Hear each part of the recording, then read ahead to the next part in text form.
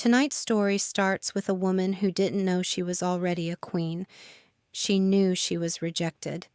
She knew she was being sent away, packed off to the border like a problem that had been neatly solved. What she didn't know was that 300 miles north, a king who had never met her had already read her name in the old tongue, already recognized what she was, and had already begun to prepare. And the man who sent her away, the one who looked her in the eye and said, "Not you," was about to discover that some things, once set in motion, cannot be called back. Her name was Maren. His name was Calder. And this is the story of a crown that found its way home. Let's begin. The rejection happened on a Tuesday, which Maren would later think was exactly the kind of indignity that made it worse. Not a significant day. Not a day with weather that matched the occasion. Just a Tuesday in late autumn, with thin gray light coming through the great hall windows, and the alpha king of the southern reach standing 6 feet away from her, with his jaw set and his eyes already moving past her to the woman standing at the edge of the room. His name was Aldrich. He was broad and gold-haired, and had been her mate in theory since she was 19 years old. A bond the pack elders had declared, documented, and celebrated in the formal way, with ceremony and witnesses and the specific kind of institutional approval that was supposed to make things real. It had not made things real. The bond was a mistake, he said. Not quietly, not with any particular softness. The council has reviewed the lineage records, and there are grounds for dissolution. You'll be transferred to the northern border station. The arrangements have been made. Maren stood still. She was good at standing still. It was the kind of stillness that came not from peace, but from years of learning that visible reaction was a currency she couldn't afford to spend carelessly. She was 24. She had spent 5 years being the maid of a man who had never once looked at her the way he was currently looking at the woman by the wall. "What grounds?" she asked. "Lineage irregularities." He said it the way people say things they've rehearsed. "Your maternal line. The records weren't complete when the bond was declared. The council has determined—" "I understand," she said. She didn't ask him to explain further. She could see it wasn't about lineage. She could see it clearly. And actually, the woman by the wall had dark hair and the kind of stillness that came from confidence rather than practice, and Aldrich's body had been angled toward her since Maren walked in. She filed this away. She filed all of it away. The rehearsed explanation, the careful phrasing, the way he hadn't quite met her eyes. And then she nodded once, turned, and walked out of the great hall with her spine straight and her hands loose at her sides. She did not look back. She was packed within the hour. There wasn't much. She had always traveled light, a habit she'd developed young, the particular preparedness of someone who had never fully trusted that any place would hold her for long. 2 bags? Her translation tools. The small collection of texts she'd been working through in the Southern Reaches archive, from which she'd technically borrowed and now technically wasn't returning because no one had thought to ask for them back and she wasn't going to volunteer the information. The carriage north left at dawn. She had been traveling for 2 days when the first messenger arrived. He came on horseback, riding hard from the north, and he flagged the carriage down at a crossroads where the road split toward the border station on the left and toward the northern reach proper on the right. Maren watched from the carriage window as the driver exchanged words with him, and then the driver turned and looked at her with an expression she couldn't quite categorize. "Message for you, miss," he said. "From the northern reach, from King Calder." Maren took the letter. The seal was black wax pressed with a wolf's head, clean and precise, the kind of seal that had been used by the same hand for a long time. She broke it. The letter was short. 3 sentences. "Your carriage has been rerouted. You are expected at the northern reach by Friday. Accommodations have been arranged." No explanation, no title or formal greeting, Just the 3 sentences and the signature, Calder, King of the Northern Reach, written in a hand that was angular and deliberate, each letter formed as if it had been considered before being committed to the page. Maren read it twice. Then she looked out the window at the fork in the road, at the right-hand path that led north into the mountains, at the driver who was already beginning to turn the horses. "Did anyone ask me?" she said. "Beg pardon, miss?" "Nothing," she said, and settled back against the seat, and watched the road change beneath them as they turned north. She filed the letter away in the pocket of her coat. She noted that she was not afraid. She noted that she was not relieved either. She was something else. The particular alertness of a person who has just realized that the situation they were in has become a different situation entirely, and that they do not yet have enough information to know if this is better or worse. She would need more information.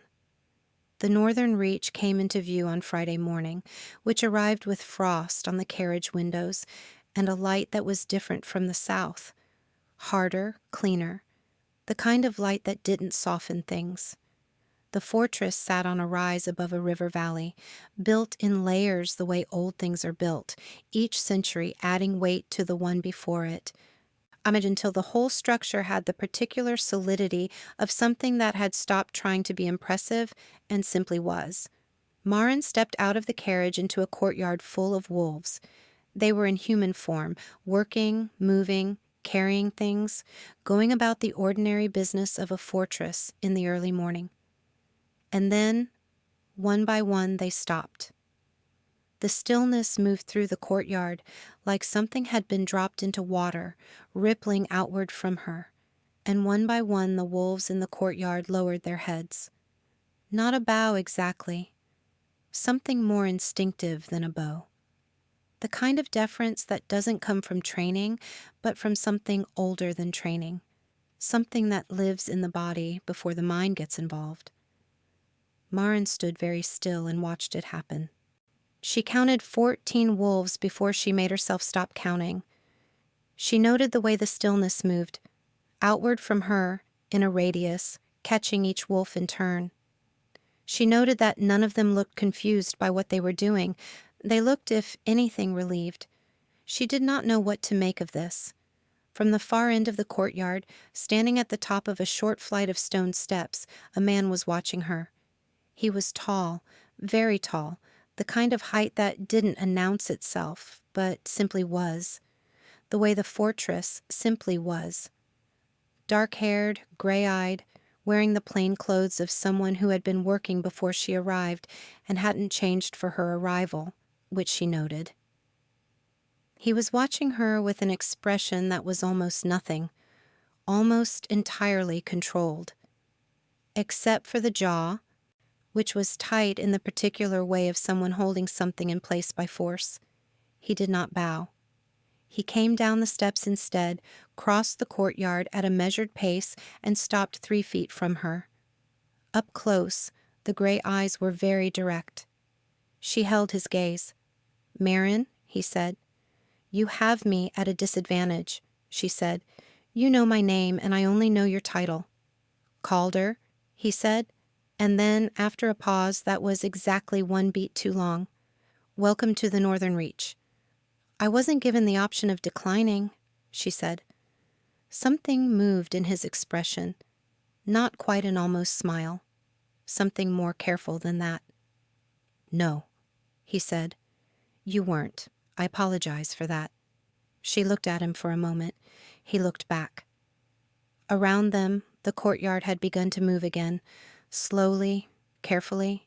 Wolves returning to their work with the particular self-consciousness of people pretending they hadn't just witnessed something. "I'll want an explanation," she said. "You'll have one," he said, "after you've eaten and slept. You've been traveling for 2 days." "I'm aware of how long I've been traveling." "Then you know you need to eat," he said, flat and final, and turned toward the steps. She followed him. She noted that she did this without deciding to. She filed that away too. The explanation came that evening, in a room that was warmer than she'd expected. A study on the upper floor with a fire that had clearly been built up recently, and a table with food on it that was simple and good. Calder sat across from her and set a document on the table between them. Old paper, careful script, a language she recognized immediately. Old tongue, northern dialect. "Can you read it?" he asked. She pulled it toward her. "That's how reading works," she said, without looking up. The pause this time was different, warmer almost. She didn't look up to confirm. The document was a lineage record, very old, 4 or 5 centuries at least, the kind of record that packs kept in their deepest archives and rarely looked at.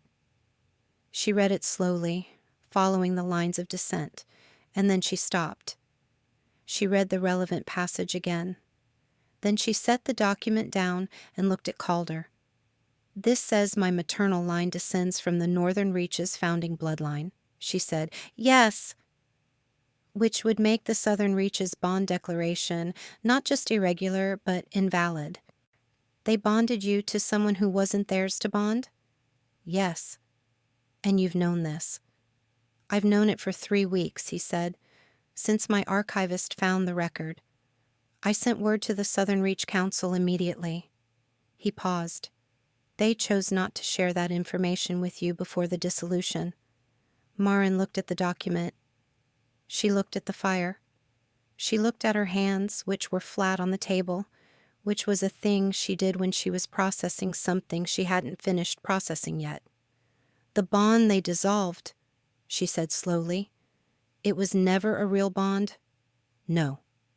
"Because the real bond," she stopped, "is here," he said, quiet, careful, the way someone says something they've been holding for 3 weeks and have finally been given permission to set down. She looked at him. He looked back. The fire burned between them, and the room was very still. "I see," she said. "I know this is—" "I need a moment," she said. He nodded once and said nothing more, and she appreciated that more than she could have explained. She had been in the Northern Reach for 4 days before she fully understood the scope of what had been arranged. The accommodations were not guest quarters. They were the Queen's wing. She realized this on the second morning when she noticed the carved wolf's head above the door, which was not a general decorative motif, but a specific designation.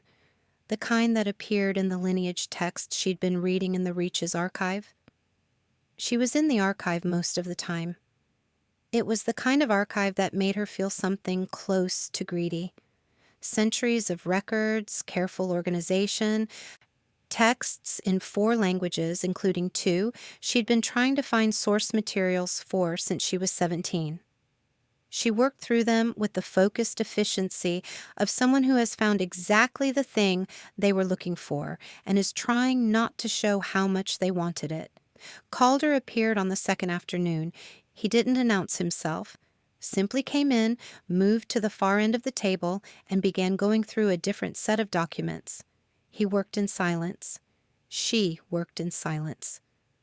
The fire burned. Outside, the frost had come back and she could hear wind moving through the courtyard. After an hour, she said, without looking up, "The founding bloodline records. There's a gap in the 14th century. "Fire," he said.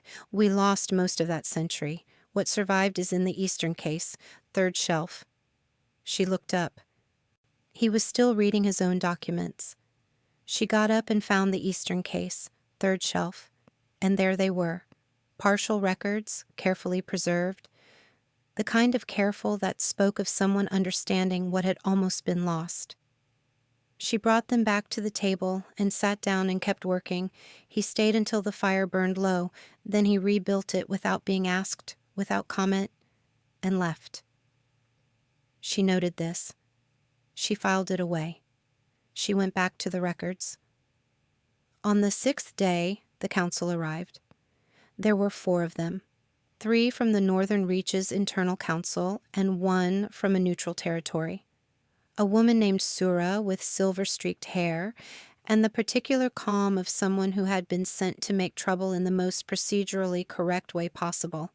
They assembled in the council chamber on the ground floor, which was all stone and iron, and the specific cold of a room that was used for formal things and therefore never quite warm enough for human comfort. Maren was summoned. She came. She sat across from them with her hands folded on the table and her spine straight and her expression the particular neutral she had spent years developing. Not submission, not defiance, just a careful blankness that gave nothing away while she listened. Sura spoke first. The dissolution of your bond with the Southern Reach Alpha was filed under lineage irregularity, she said. We've reviewed the documentation. The Northern Reach's claim is unusual. The lineage record is 4 centuries old and in excellent condition, Maren said. I've read it. You've read the copy the Northern Reach provided. I've also read the Southern Reach's own archive records, which I brought with me. They're consistent. She paused. I've suspected the lineage irregularity for some time, actually. I simply didn't know which direction it ran. Sura looked at her for a moment. You're very composed for someone whose situation has changed considerably in the past week. Thank you, Maren said. A beat. That wasn't a compliment. I know, Maren said. I've suspected that for some time as well. From the far end of the room, where Calder had been standing with the particular stillness of someone who had decided not to sit because sitting would have suggested he was comfortable, and he was not comfortable, something shifted in his expression. Not much, just a fraction. The almost thing that wasn't quite a smile. Sura turned to him. King Calder, the council requires clarification on the nature of your claim. A bond of this kind, asserted unilaterally, without the female party's formal acknowledgement.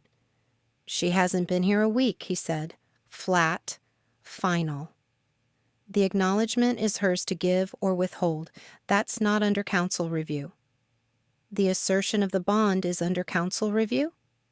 Then review it, he said. The lineage record stands. The founding bloodline connection is documented. What the council chooses to do with that documentation is the council's business. What Maren chooses to do is hers. Maren looked at him. He was looking at Sura. His hands were flat on the edge of the table, not gripping it, just resting there, the kind of stillness that cost something. She stays, he said, until she chooses otherwise. That's not negotiable. Maren turned back to Sura. I think that covers the question of my situation, she said. Was there anything else? The council stayed for 2 days. They reviewed documents, asked questions, made careful notes in the procedurally correct way that people make careful notes when they are building a case they aren't sure will hold. Maren answered their questions with the precise economy of someone who has spent years translating, choosing words for accuracy rather than impression, giving exactly what was asked and nothing more. On the second evening, after the council had retired, she found Calder in the courtyard. He was moving stone. There was repair work happening on the eastern wall, and he was helping, which she noted as the kind of thing that told you more about a person than most conversations could. He had stone dust on his hands and his forearms, and he looked, for the first time since she'd arrived, like something other than a king. She stood at the edge of the courtyard. He saw her and stopped. The council is going to push for a formal timeline, she said. Sura mentioned it this afternoon. They want a decision on the bond acknowledgement within 30 days. He set down the stone he'd been holding. I know. That's not very long. No. She looked at him. The courtyard torches were burning and the frost had come back, and somewhere in the fortress a wolf was laughing at something, the sound carrying in the cold air. Ordinary evening sounds. She found she didn't mind them. Why did you do it? She said. The rerouting. The letter. You could have submitted the lineage record to the council and let the process run. You didn't have to bring me here." He was quiet for a moment. Not the quiet of someone thinking of an answer, the quiet of someone deciding how much of the true answer to give. "Because the process would have taken 6 months," he said, "and you were being sent to the border station, and I—" He stopped, started again. "The border station is functional. It's not—" He stopped again. "It's not what?" she said. He looked at her directly. "It's not here," he said. The courtyard was quiet. The torches burned. Maren held his gaze for a long moment, and then looked away first, which was not something she did often, and she noted that too. "I'll need more time than 30 days, she said. "I know," he said. "I'm not saying no." A pause. "Inky, I know that too," he said, and something in his voice was different. Quieter, more careful, the sound of something that had been held very tightly for a long time being allowed to loosen, just slightly, just enough. She nodded once and went back inside. Behind her, she heard him pick up the stone again. 3 weeks passed. The council left. The archive work continued. The evenings in the study became a pattern. Fire, documents, silence that was comfortable rather than empty. Occasional short exchanges that were about the records and not about the records. She learned that he had been king for 11 years, that he had taken the seat at 26 after his father's death, that he had run the Reach alone since then with the particular focused competence of someone who had decided that being good at the work was the only thing he could control. She learned this not because he told her, but because the archive told her, and because the wolves told her in the indirect way that wolves tell you things. Through what they said about him when they thought she wasn't listening, through the way they moved around him, through the particular quality of the respect in the courtyard that was not fear and not performance, but something more like genuine trust built over a long time. She learned that there had been someone before, a mate formally declared 8 years ago. The woman had left, not dissolved the bond formally, just left, gone to another territory, when the bond had decayed in the way that unnamed bonds decay when one party stops feeding them. It had taken 2 years to fully dissolve. She didn't learn this from the archive. She learned it from the cook, who told her without being asked, in the way that cooks sometimes tell you things, because they've decided you need to know them. She filed it away. She held it carefully. On a Thursday evening, 3 weeks and 2 days after her arrival, she went to find him. He was in the study.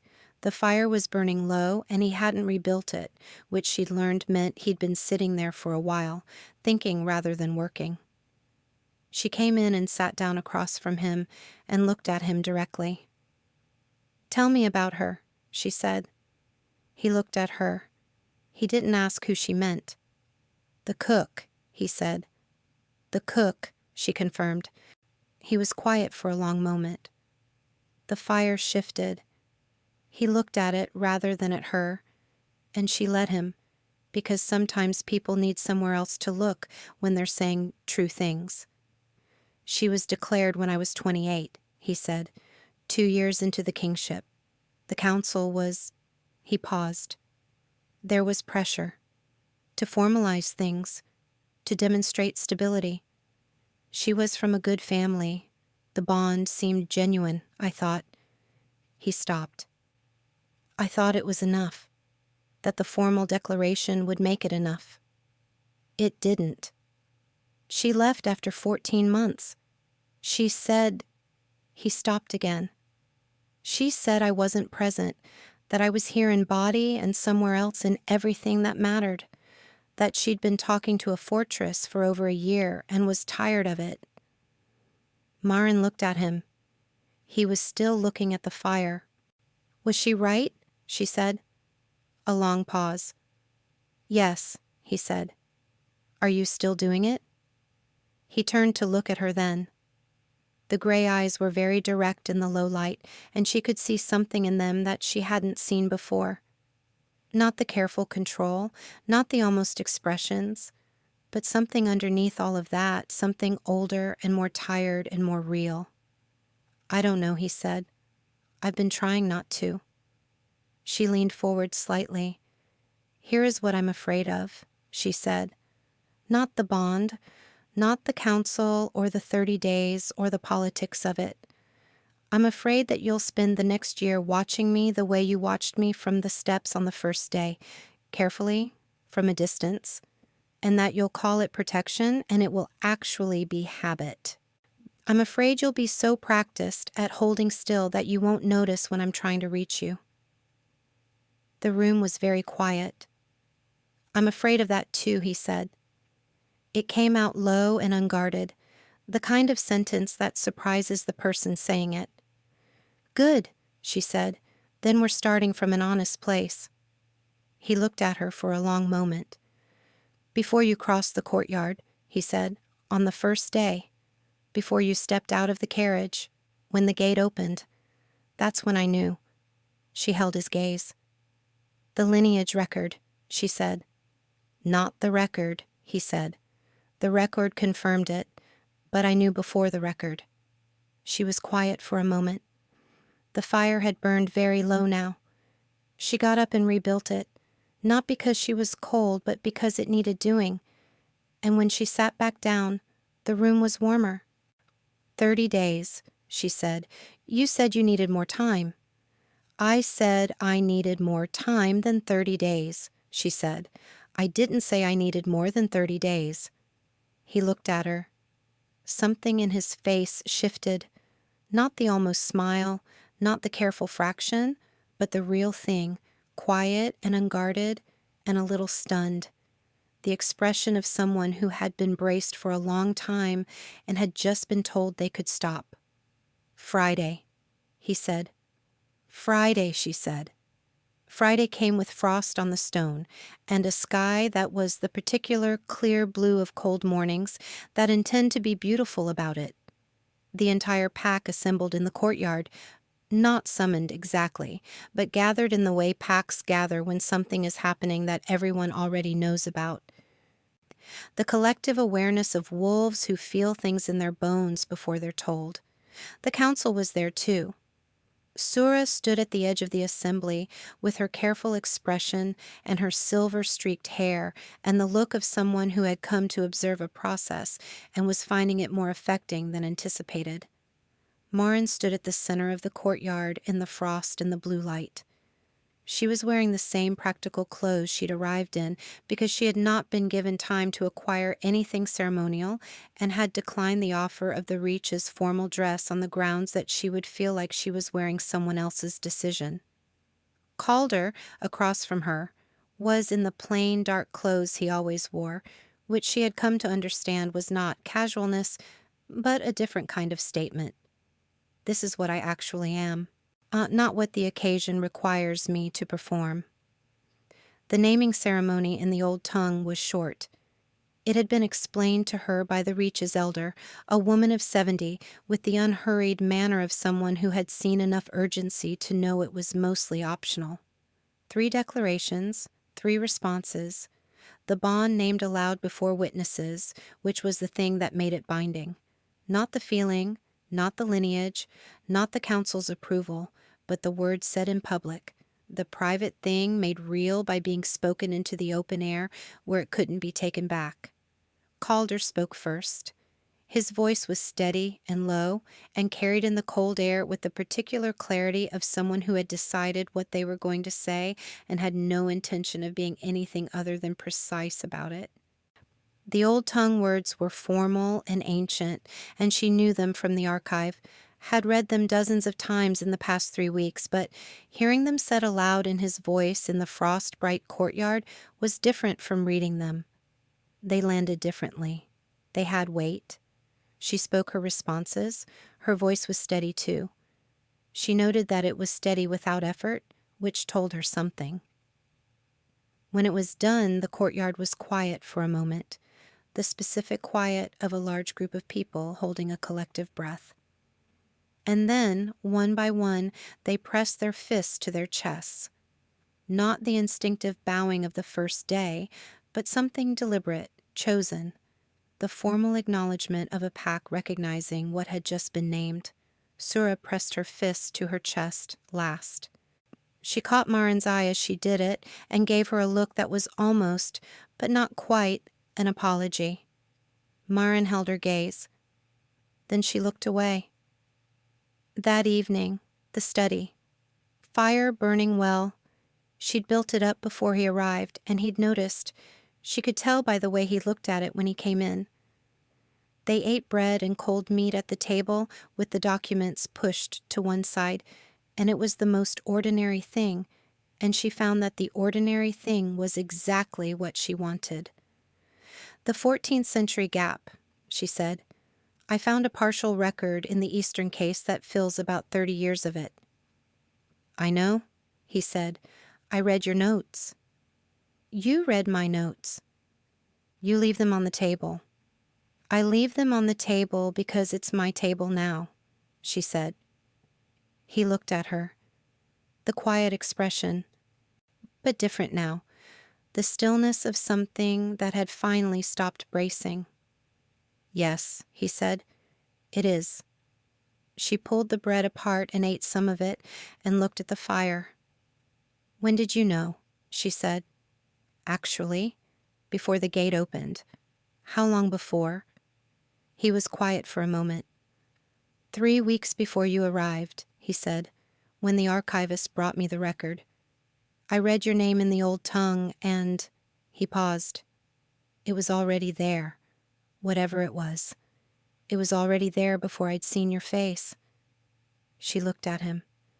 That's either very romantic or very alarming. Probably both, he said. Probably both, she agreed. The fire burned. Outside, the frost was settling again on the stone, and somewhere in the fortress, the ordinary sounds of evening were happening. Wolves moving, doors opening and closing, and the distant sound of the river. The sounds of a place that was inhabited and alive, and had been waiting, maybe, for something to settle into the space that had been held open for it. Maren looked at her hands on the table. Not flat anymore. Loose, resting, the particular ease of someone who has stopped holding themselves ready for the next thing. The border station, she said. Do you know what they were sending me to do there? Translation work, he said. Border dispute records. I would have been good at it. I know, he said. You're good at most things you apply yourself to. I've noticed, she looked at him. 3 weeks of noticing. 11 years of running a territory alone, he said. You get good at noticing things quickly. A pause. And some things not quickly enough. She held his gaze. You're present, she said. Right now, you're here. He looked at her steadily. I'm trying, he said. I know, she said. I can tell the difference. The fire burned low again. Neither of them moved to rebuild it this time. The room was warm enough. The frost was outside where it belonged, and the light was low, and the silence was the good kind. The kind that didn't need filling, the kind that two people only find when they've stopped performing for each other and started simply being in the same room. She reached across the table and picked up the partial 14th century record. 30 years of the gap, she said. But there's a name here that doesn't match the lineage I've been tracking. I think there's a second branch. He leaned forward to look. Their heads were close together over the old paper. Close enough that she could see the stone dust still caught in the edge of his collar from the wall repair 3 weeks ago. And she found this detail so specific and so ordinary and so entirely his that something in her chest settled in a way that felt permanent. Here, she said, pointing. He looked. The Eastern Territories, he said. There was a marriage alliance in that century. I have the records somewhere. Find them tomorrow, she said. Tomorrow, he agreed. And that was all. That was enough. The fire burned and the frost held the stone, and somewhere outside the wolves of the northern reach moved through their evening. And in the study, the queen of the northern reach and the king, who had been waiting longer than he'd known, were bent over an old record together in the low light. And the thing between them had been named, and it was real, and it was theirs. And that's where we leave them. A woman who was rejected on a Tuesday and crowned by a Friday. A king who read her name in a dead language and recognized something his body already knew. And a bond that didn't need the Southern Reach's permission or the council's timeline or anyone's approval. It just needed to be spoken out loud in a frost-bright courtyard by two people who had both learned the hard way that the most dangerous thing you can do is leave the true thing unnamed. I need to know what you thought of Maren, because she walked out of that great hall without looking back, and she walked into a stranger's fortress without flinching, and she rebuilt the fire before he arrived. And I think that last one tells you everything. Drop in the comments. Was the moment she rebuilt the fire the moment you knew she'd already decided? Or was it earlier than that? If this story found you today, share it with someone who needs a good love story. Someone who needs to be reminded that being sent away is not the same as being unwanted.